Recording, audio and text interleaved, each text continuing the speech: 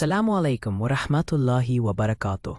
रसूल अल्लाह सल्लल्लाहु अलैहि वसल्लम ने एक निहायत बसीरत अफरोज़ बात फरमाई जो हमें सही बुखारी और सही मुस्लिम की रिवायात के मफ़हूम में मिलती है। आप सल्लल्लाहु अलैहि वसल्लम ने फरमाया, इंसान के तीन दोस्त होते हैं, एक उसका माल, दूसरा उसका ख़ानदान और तीसरा उसके आमाल। जब इंसान इस दुनिया से रुखसत होता है तो ये तीनों उसके साथ चलते हैं, लेकिन फिर दो वापस लौट जाते हैं और सिर्फ एक उसके साथ रहता है। पहला दोस्त उसका माल, वो माल जो सारी जिंदगी जमा किया, दौलत, गाड़ियाँ, जायदाद। जब मौत आती है तो ये सब दुनिया में रह जाता है, ना ये कब्र में जाता है ना आखिरत में काम आता है।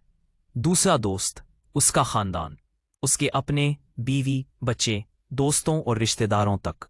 ये लोग जनाजे तक साथ जाते हैं लेकिन दफन करके वापस लौट जाते हैं। तीसरा दोस्त उसके आमाल, ये वो दोस्त है जो चुपचाप उसके साथ कब्र में उतर जाता है।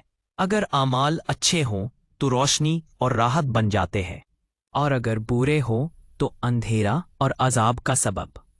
हदीस का मफहूम, ये मफहूम सही बुखारी हदीस नंबर 6500 में कुछ इस तरह से है।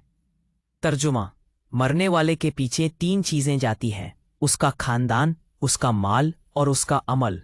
दो वापस लौट आते हैं और एक उसके साथ रहता है। खानदान और माल लौट जाते हैं और अमल साथ रहता है।